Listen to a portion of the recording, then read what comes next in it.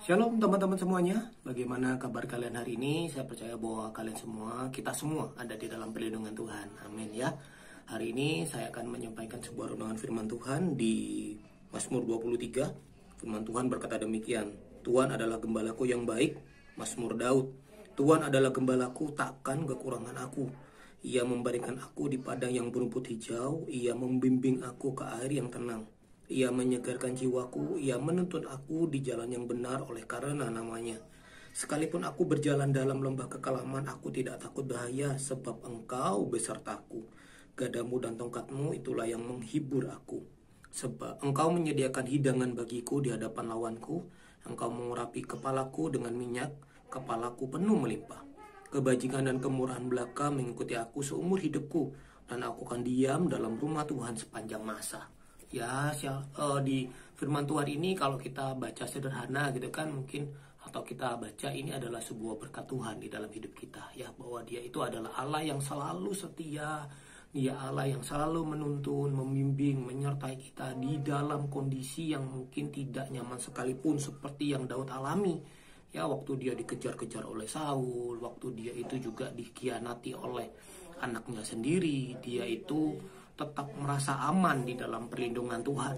Dia itu tetap merasa bahwa Tuhan itu tidak pernah meninggalkan dia. Itu kan bahkan Mazmur ini dikatakan, saya percaya sekali bahwa waktu Daud menulis Mazmur ini, dia itu sudah mengalami banyak hal di mana dia itu tadi yang saya katakan, dia dikejar-kejar oleh Saul untuk dibunuh, gitu kan. Lalu dia itu juga dikhianati oleh anaknya sendiri ya, untuk memperoleh kekuasaan sebagai raja, ya kan. Tapi apa sih ya kan, saya itu belajar, ayo kita belajar satu sisi yang lain gitu kan dari perikop ini gitu kan. Kenapa Daud itu bisa merasa tenang?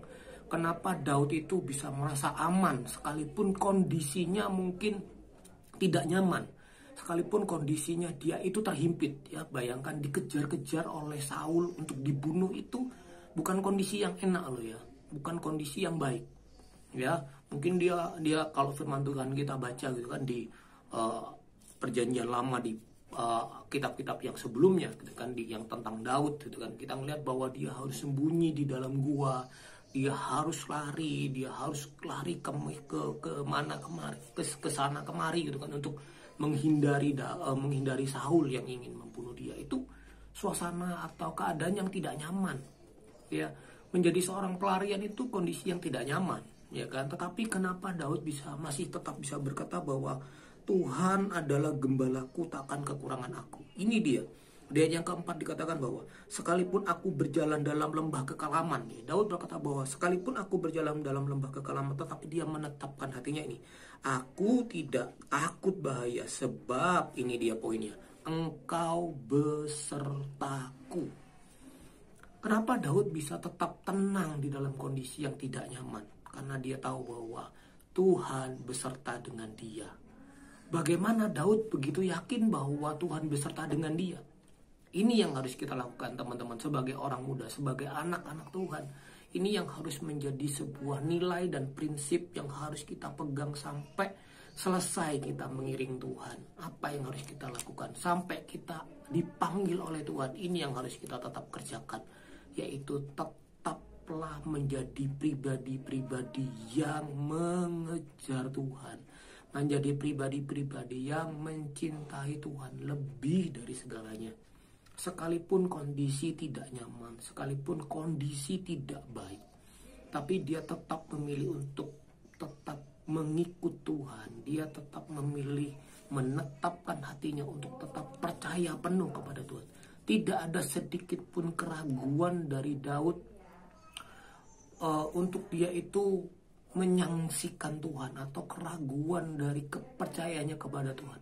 Dia begitu yakin. Hal itu dibangun dari mana? Kenapa dia begitu yakin dan begitu percaya kepada Tuhan? Karena dia bangun hubungannya dengan Tuhan itu setiap hari.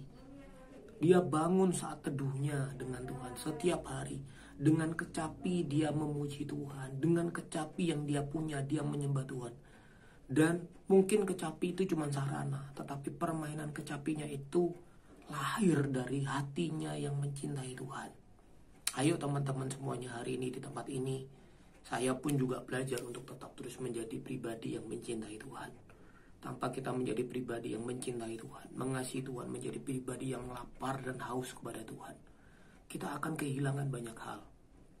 Ayo teman-teman semuanya, kita semuanya termasuk diri saya, ayo menjadi pribadi-pribadi yang terus berlomba-lomba menjadi anak-anak Tuhan sekalipun masih muda, tapi menjadi anak-anak Tuhan yang lapar dan haus akan firman Tuhan, akan hadirat Tuhan.